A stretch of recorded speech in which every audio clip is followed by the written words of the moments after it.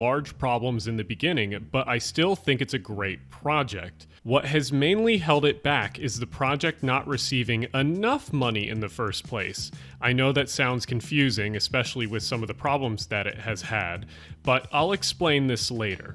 I've wanted to make a California high-speed rail video for a while, but I've been putting it off. Reallifelore video finally sent me over the edge though. It's people like him that truly make this project have even more issues because of misunderstandings on what it's trying to accomplish. Anyway, let's dive into this and, oh boy, I have to talk about California. California dreaming, I'm such a winner's day. Okay, let's talk about what California high-speed rail is trying to accomplish. The whole idea behind building a high-speed rail system came from the mid-90s when the state of California was reinvesting in its rail infrastructure. You see, the high-speed rail is important, but it was not the primary goal of the state at the time. In the 90s, California took pseudo-control over most of the intrastate Amtrak routes that existed, with the three big ones being the Capitol Corridor, the Pacific Surfliner, and the San Joaquins. All three of these trains then feed into city centers where commuter trains, regional trains, and local services all connect. For the most part, California has achieved a massive improvement since the 90s in their rail system, locally and within the metro regions. But there's one thing that has always been missing, and it's a core backbone between the north and south metro areas. And that's where California high-speed rail comes in. The high-speed rail route is going to be California's backbone in a future where we need to lessen our hydrocarbon use. But before I address anything, let's move on to correcting this terrible video. I hate the trash on store brand Wendover, I mean Reallifelore too much, but this type of video where people outright shame California high-speed... Dude, this is what happens when you say something about trains that is like not 100% accurate, dude. Reading him to filth, dude. He's literally just trashing him. Reallifelore isn't even like that bad of a person overall, but he did the one thing that you're never supposed to do, and that is upset the train weebs, okay? Now, as I've said time and time again, I think that we all know what I mean when I'm talking about like train weebs and people who really love trains, obviously. I think, you know, we have a pretty good understanding of what I'm referencing when I say that, okay? And I also personally think that it's a significantly healthier hobby for a lot of people and a significantly healthier hyperfixation for a lot of people than, you know, anything else. Like being in my fucking comment section, developing a unhealthy hatred for what I have to do. Be a train weeb. It's so much better. It's so much better than being a fucking weirdo 4chan like lol cow guy. So, you know, do that instead. But of course, on the other side, the inverse of this is that when you offend the train weebs, they will come after you in a way that you have never seen before. You've never imagined before. But I'm here for it. I love that. I love train drama.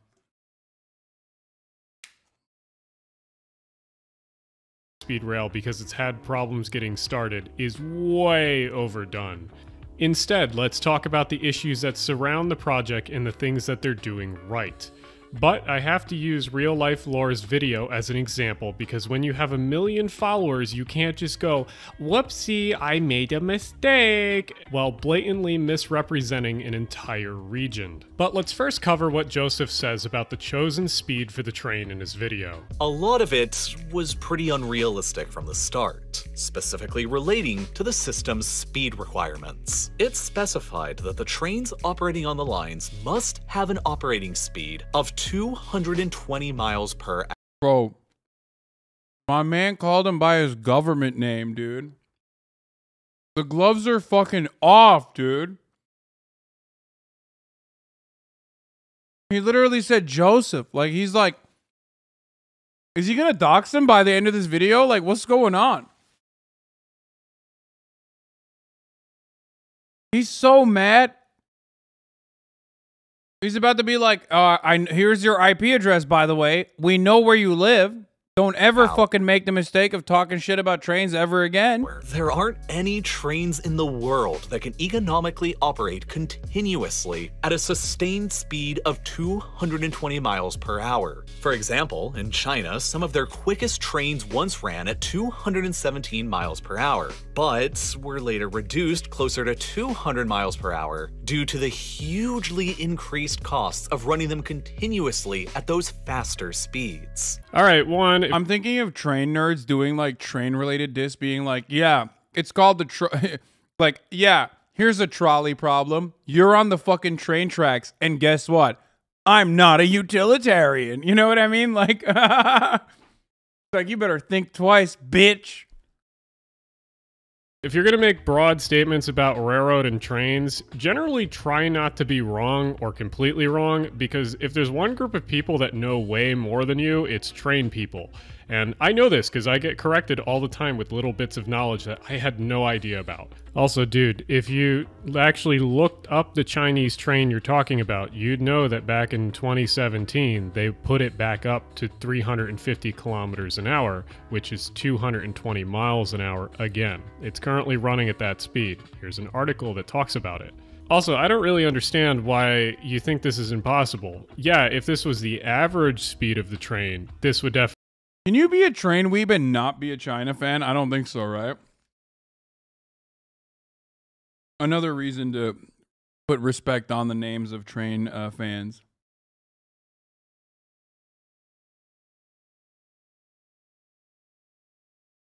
I love that.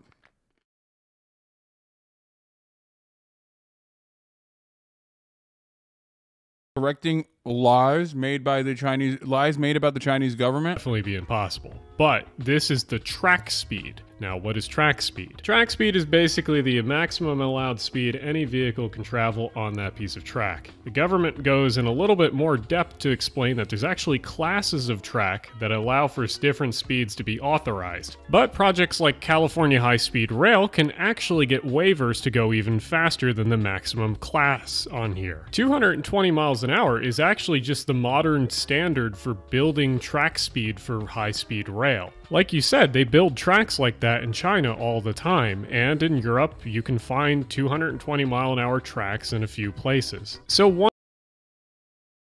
Are you enjoying IDF versus World Press Simulator? What is this guy saying?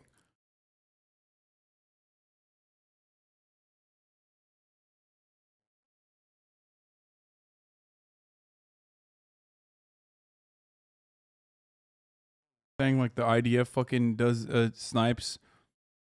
Yeah. No, I understand. He's making a joke. He's saying that the IDF snipes press people.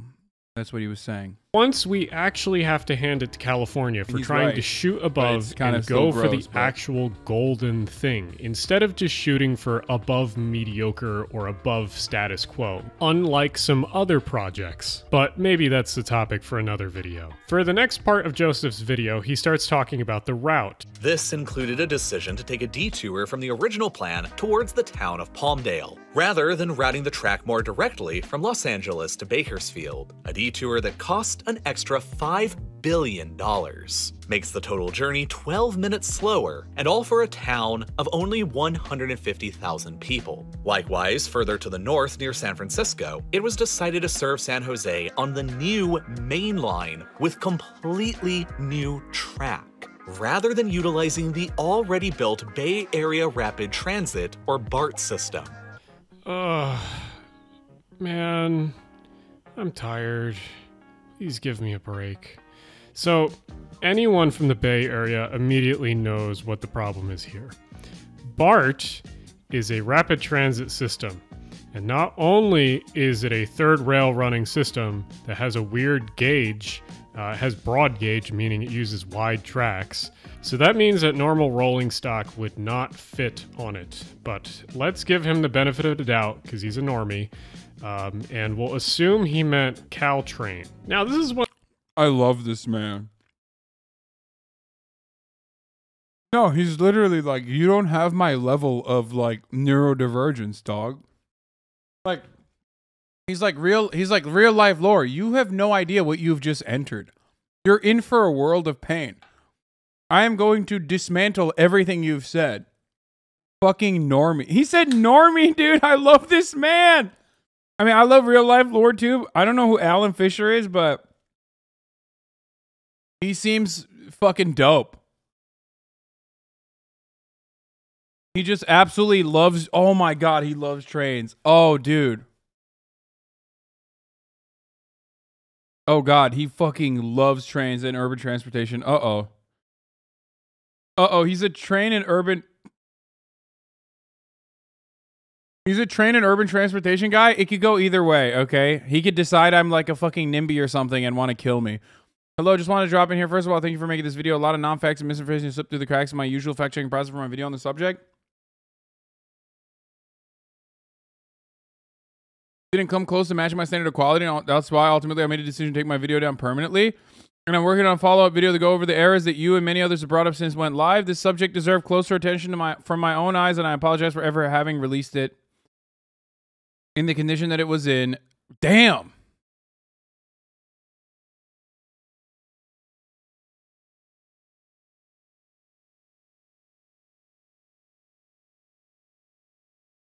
Thanks for taking another look at it. The hardest thing is to admit fault, so hats off to you. Dude, fucking this guy. One of those things that most of the news agencies and most of the normie channels don't talk about much. But one of the best things that has happened with California high-speed rail is that it's modernizing a lot of systems that it connects with, like Caltrain. Caltrain recently received overhead electrification at 25 kilovolts, which is the modern standard pretty much around the world. It's nice to see an American commuter rail finally adopting real electrification and good rolling stock that is in line with the 21st century. But I don't know where he got this idea that they're building a whole new main line from San Jose to San Francisco for California high-speed rail, because they're just using the Caltrain main line. Yeah, they have upgraded some stuff along it, including that's one of the things like electrification, but they're not building a new main line, nor are they building new tracks adjacent to the Caltrain. They're just using Caltrain and updating the corridor. But again, to reiterate, this is one of the main projects that they wanted to accomplish in the 90s when they set out to do the high-speed rail. It was not only the high-speed rail, it was a regional rail system throughout California that they wanted to integrate into the entire system. So they are achieving their goals. With that out of the way, let's talk about the Burbank to Bakersfield area that he talked about earlier. So we have to ask ourselves, why did the engineers choose that circuitous route? And no, it's not just because they wanted to go to Palmdale. Do you think this guy is just like... Do you think this guy is trolling? Or do you think this guy is like legitimately deaf or something? Like, what do you think is happening?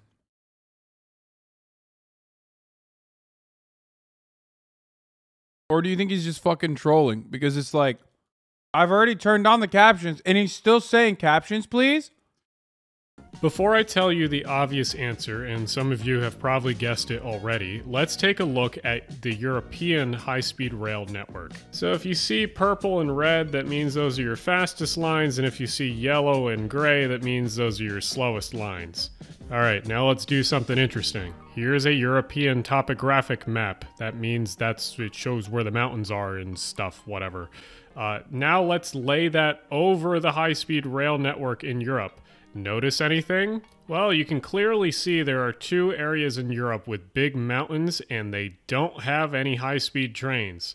This is because tunneling through mountains is a lot of money, and if you want the project to be slightly cheaper, you're going to avoid mountains. So if you look at a topographical map of California, you can see that, wow, they avoided the mountains. Oh, wow, shit. I could have never guessed that. So when people are like, oh, why did they choose the route that hits the inner cities in the center of California? Well, it's because going straight from San Francisco to Los Angeles would have been expensive as hell. All right, next Joseph talks about the part of it where it goes from Los Angeles to San Diego, aka the Surfliner corridor. For instance, the team could have decided that rather than laying a brand new track between Los Angeles and San Diego, an already fairly popular route, The already existing Amtrak track there could have just been simply upgraded. This would have cut the total trip time by 60 minutes and provided an immediate impact to commuters along this route. However, the California High-Speed Rail Authority decided to instead build an entirely new route, adding an additional $7 billion to the total cost. All right, first off, the route that he's showing for the Surfliner is very wrong. The Surfliner literally goes on the coast. That's why it has the name. And there's a massive problem because of this. You won't be able to get to San Diego by train anytime soon. Amtrak and Metrolink have canceled all trains for now after unusually high ocean waves have damaged the track in San Clemente. A track near the Cypress Shores neighborhood is described as unstable. It runs along the ocean over some sand. Because of safety concerns with this portion of the railway near San Clemente. Drone video shows high tides from last week that sent waves crashing onto the tracks. Officials are worried about the stability of the track. Okay, low-key, how sick would that be, though? If you're on a train and then you see a fucking wave crash into you? Oh my god. I mean, it probably wouldn't be good, but, like, it would be sick to experience. That's all I'm gonna say. Tracks and the cliff it sits on. Yeah, so the Surfliner right-of-way literally sits between the ocean and a hard place, and unless you're going to destroy the highway there, you're not going to have enough room to actually make the sweeping curves for high-speed rail. Now, do I think that the Surfliner corridor should be upgraded? Hell yeah, of course. And I think that eventually the corridor and everything along it should be straightened and electrified, but you're not going to ever get high-speed rail out of that corridor. Don't joke with that. Okay, now let's talk about cost. You said don't joke with that. I love this man, dude. He's like, no joking on that one, dude. Okay, you fucking asshole. Some of us dream about these things. Yeah, he means business, dude. Do not joke. I feel like I just want to apologize to Alan Fisher really quickly. When I said it'd be cool to experience being on the Surfliner, which I love. I think it's great. It's beautiful and a very pleasant experience. I've been on it. When I said it'd be sick to like get hit with a wave, I didn't mean any disrespect to the trains, okay? I'm so sorry. Please don't dox me. Please don't threaten my family. I just meant like it could be cool to like watch a wave hit the train as long as the train was not hurt in the process.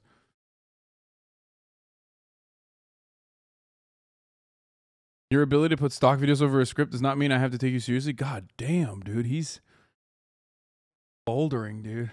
Nearly 14 years now since the passing of Prop 1A, the cost of the project has ballooned from $40 billion to nearly $100 billion due to delays, cost increases, and the slew of lawsuits thrown at the rail authority. Further, that $100 billion price tag is just for the San Francisco to Los Angeles segment of Phase 1. So let's first off look at something that's very similar to the California project, which is actually the original Shinkansen route between Tokyo and Osaka. Just like the California high-speed rail project, the original Shinkansen was quoted at 200 billion yen, but it ended up doubling that to 400 billion yen. But the thing about that is that no one remembers that, and anyone that talks about the Shinkansen nowadays never even thinks about that at all. Like, they just think, oh, Japan has a great rail network. Oh! There's no like thought about, oh, back in the day, I can't believe this cost so much money. Well, the same thing with the California project, which is, yeah, there's cost overruns and there's stuff that sucks. But the thing is that once this is done, people will be like, oh man, California has a fantastic system. I can't remember when they didn't have this. But since we're on the topic of the actual cost of the project, why don't we talk about why the thing has cost so much, or why it's going to cost so much.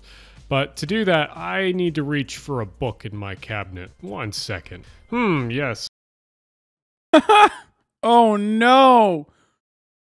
Oh no. Oh, he's got Malcolm Harris? Okay. Okay. What does he got? State and Revolution, Lenin. Oh, this dude's awesome. Okay, never mind. Never mind. I take it back. All right. This dude is definitely... He's got 1987 George Orwell Animal Farm, Animal Factory. And he's got The Man of the High Castle. No, but Malcolm Harris is dope. New Anthony Padilla video. We'll watch that. Forget Lennon. Bro got part 1 JoJo. I mean, JoJo part 1's the worst JoJo. Straight up. Like, I'll fucking say it. I think it needs to be said. But it's okay. So I think it's this one. Yeah, here we go. So today in Book Club, we will be discussing the book Contractors All the Way Down by the Armchair Urbanist. One of the main 2 reasons that American infrastructure is so expensive is that we outsource and outsource and outsource to contractors and different people, different aspects of the project just continuously. And when you do that, every person in between has to make profit of some sort. And that's how you get ballooning costs. I will discuss in a future episode how you can kind of avoid this and some political decisions you can do to avoid these cost overruns with infrastructure. The other issue of why a lot of Americans... Hopefully our next transportation secretary... If our next transportation secretary doesn't have autism, I don't want it, okay? There, I said it. The precursor should be that, okay? That's what the precursor for being the transportation secretary needs to be. I don't want it. Throw it in the trash. American projects end up going yeah, over budget. I say the boldest things. That's right, though, because it's true. You know it's fucking true. Because we're often building things that we haven't built in a while or don't continuously build.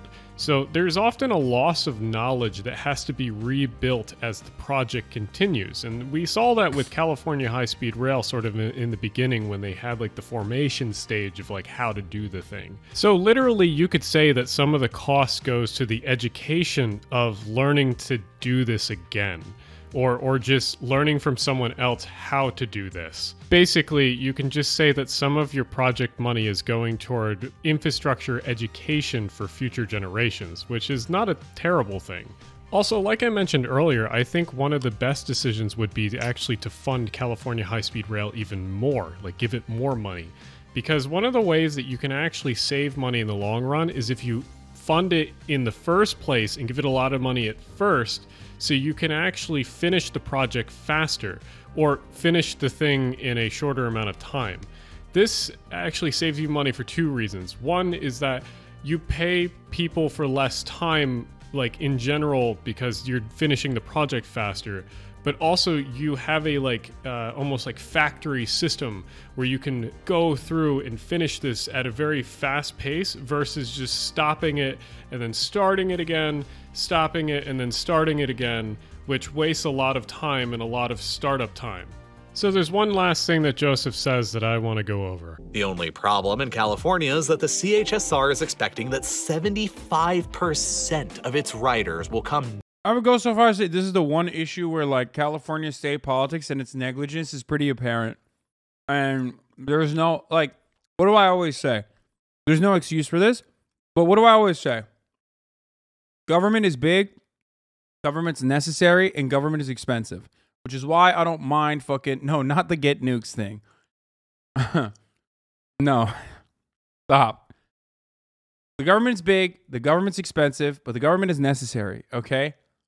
So I don't mind paying taxes, even if a gigantic fucking sum of that goes directly into the coffers of the police force so they can get like, you know, anti-personnel landmines or whatever the fuck they need to make their tiny penises feel more competent. But having said that, a lot of that goes into shit like this. And some of these projects are not going to be for profit. Some of these projects are going to be riddled with, you know, inefficiencies and whatnot. But ultimately, it is a necessity. Okay? So my point always is like, obviously, I don't want the California government to get away with like, you know, giving Gavin Newsom's nephews like dumbass fucking contracts or whatever is happening in this process. But having said that, of course it's going to be expensive. And of course it's going to be more costly than you previously projected it. Such is the nature of gigantic infrastructure projects. But guess what? It's an investment. Guess what? If California had a fucking high-speed rail, if you want to think about it from a neoliberal economics perspective, okay, a neoclassical economist would have to still recognize that this is an investment that would make commerce significantly better in the state of California. There is no instance where Better public transportation does not make commerce better. There is just not a single fucking instance where it has infrastructure spending does not pay dividends in return. Like, literally, from every perspective, infrastructure spending is good. It's so incredibly positive. Not from airline passengers, but from people who usually make the journey by car, which historically has just not been the main demographic of people who... Wait, what? Is Trolley Tuesday? That's a crazy ass fucking take, dog. Holy shit. This is the worst self-report I've ever seen in my entire life, dude.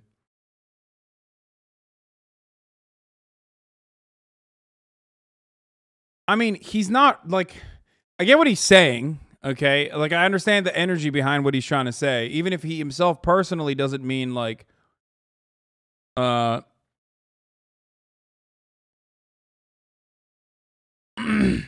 That simply isn't true about all spending in all countries when it comes to infrastructure. Sometimes you can have too much, literally just too much. So many videos by Reallifelore and Polymatter on this exact same thing.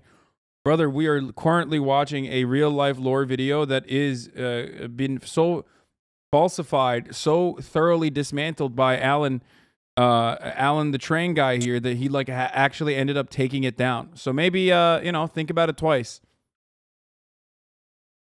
Next time you say, you know, there's too much government spending. Because that kind of attitude is exactly what leads to people trying to fucking cripple the funding of the U.S. Postal Service. There are certain things that we take for granted, that we see as a necessity for survival, that we never even consider. That's actually low-key part of the reason why I really loved the Adam Conover government thing, even though it was kind of fucking, there was some cringe moments in it. But like the storytelling is cringe, but like, I love the government, okay? I love the government. It tears me up when I think about like all the fucking brave people working in the government day in, day out through that fucking bureaucracy that go in and like finger fuck all of your goddamn meat inside of a factory that you don't even think about. I love the government in the sense that like there are dudes out there that are making sure that our fucking satellites are operating every fucking day so that you can use your phone, okay? You can use your phone and take advantage of the GPS without any consideration, without ever thinking about who behind the scenes is operating the skeletons of that fucking entire incredibly complex system. Who built that infrastructure? That's the kind of shit that gets me bricked the fuck up, okay?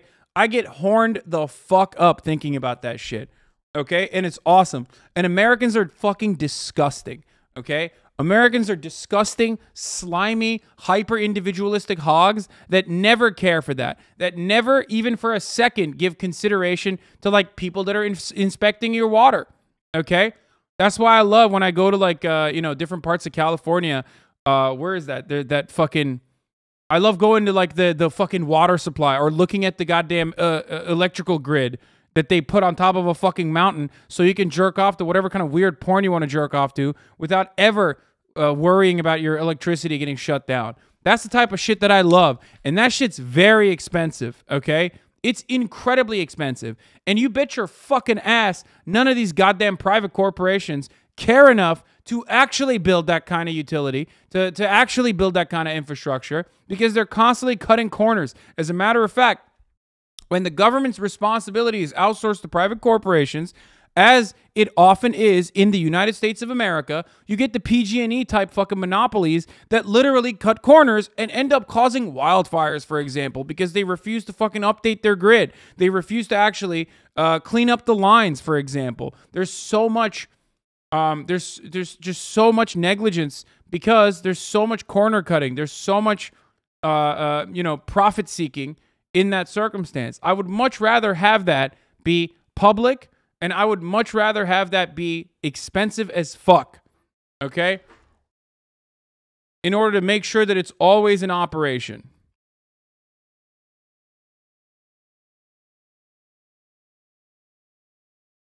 Or just not do a fucking thing like high-speed internet deal ISPs made with the government. Yeah, it just sucks. Government services shouldn't and don't need to make a profit. We can easily fund everything we need. I agree. And I love that. I love that. And I get very mad at the government, usually when it doesn't regulate it adequately. I get very mad at the government, like the FDA. I love the FDA, but I also hate the FDA when it refuses to fucking, when it refuses to, like, you know, provide ample coverage over like Abbott, for example, creating baby formula when it is the regulatory mechanism. It's supposed to. You get a whistleblower, you're supposed to not go in there once a fucking year and check and be like, oh, Chronobacter? I guess this looks like, I guess we'll wait for them to self-report. They're never going to self-report. You need to go the fuck in there and be like, we're doing a thorough sweep of this entire fucking factory, and we are going to sue you so goddamn hard that, like, your insides are going to come out. You're going to be bleeding from your fucking ears. I'm going to make the executives fucking cry. I'm going to make, by the time I'm done with this fucking company, okay, your executives are going to try to sell their firstborn children as sacrifice to the FDA.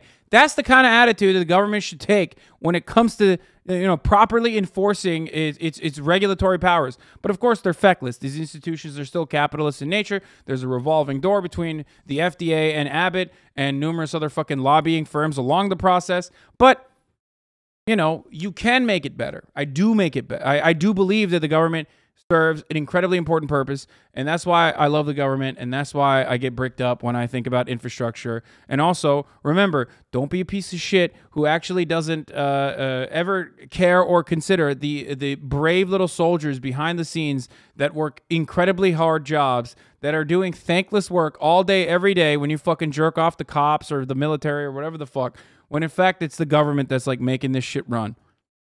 Switch to using high-speed rail. Yeah, but your demographic numbers are coming from Europe, where they actually have good transportation in the first place. In the US, we are stuck with cars. We have to drive. So, like, if someone has the option to take a train instead of driving, yeah, they're definitely going to do that, especially because the I-5 corridor in California is, like, notorious for being terrible with traffic. Also, there's an estimated 21 million trips made via car between Los Angeles and San Francisco a year. And that sort of brings us into my next topic. If you don't have it already, there should be an extremely loud clock in the back of your head that's going tick-tock, like really loudly. And that's the climate change clock. This thing is relentless and it doesn't stop. And as we continue into the future, it just gets louder and louder. One thing that I really do applaud California is that they actually have a plan on how to go into a sustainable future, and they're already building the infrastructure for this. Now, some of their laws are very much a grift, like the plastic straw thing, whatever, but the California high-speed rail is a great physical, tangible project that is actually really meaningful in the large scale of things. Electric cars will not save us, and I have a whole video on that here, but building sustainable transportation and then building cities around that transportation is the way we're going to save ourselves. Now, California high-speed rail is just one piece of the puzzle. All the other pieces are coming together, hopefully. But another one is like Caltrain and the electrification that comes along with California high-speed rail. And there's no excuse for other states not to do something similar. The state that I'm currently living in, Pennsylvania, could easily electrify from Harrisburg to Pittsburgh. Oh, he fucking follows me. Oh, God, he's a proud New Jersey native. He also makes the Armchair Urbanist series. Oh, that's why he put up New Jersey Transit. I was wondering, because, like, I've never seen anybody be like, I've never seen anybody fucking rep, New Jersey Transit, like.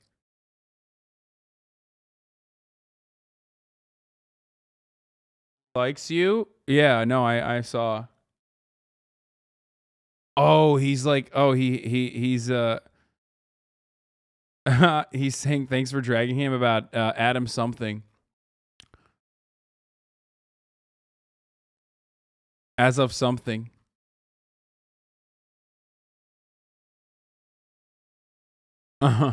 Okay, he's like, he's not one of those like fucking, some of the urbanist heads, some of the fucking urban sprawl heads and public transit heads get a little sock demi for me, for my taste, and then turn into like the as of something Andes, you know what I mean? So I was a little worried, but then I saw Lennon and I was like, okay, I'm no longer worried.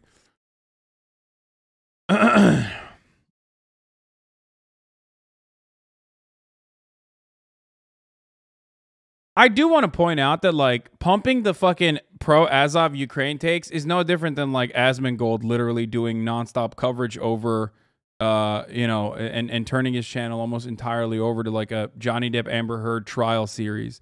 That's exactly what As of Something did, except like Asmongold, when he did that, was not actually like unironically defending Nazis in the way that you know, Adam Something was.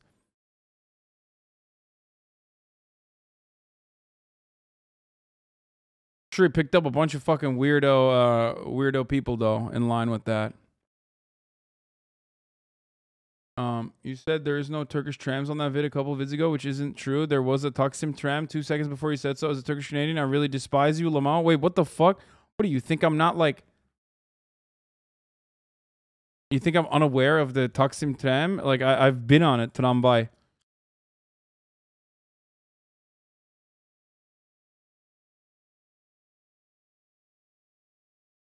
Anyway. Guy's awesome. But they just don't. So again, I really think that California has to get more praise than it's getting, because yeah, it's had a lot of fundamental issues when California high-speed rail initially started, but they're on the right track and it's the right thing to do. And I think more people should harp on that because it's really undersold, especially channels like Have you taken a train to San Diego? Reallifelore. No, I've taken a train from San Diego. I took the Surfliner from San Diego to Los Angeles. It was awesome. And all of the other media outlets that just like to bash this thing with no like other praise of any sort. So to close this video out, yes, I think California high-speed rail is a good project. Yes, I think it should get more funding. But I think that there should be more consideration on how it integrates itself with more of the systems around California. Yes, I think there was problems in the beginning, but I think most of them have been ironed out at this point. I'd like to thank you for making it through this video, because that was a lot of energy about California. But thanks to all my Patreons for keeping these videos alive. And this was awesome. Folks, this was the Armchair Urbanist, aka Alan Fisher. Great. Represent your New Jersey roots. We made you. Dude, no shot, dude. No fucking shot. I don't even know what he's talking about. That's his worst take, is like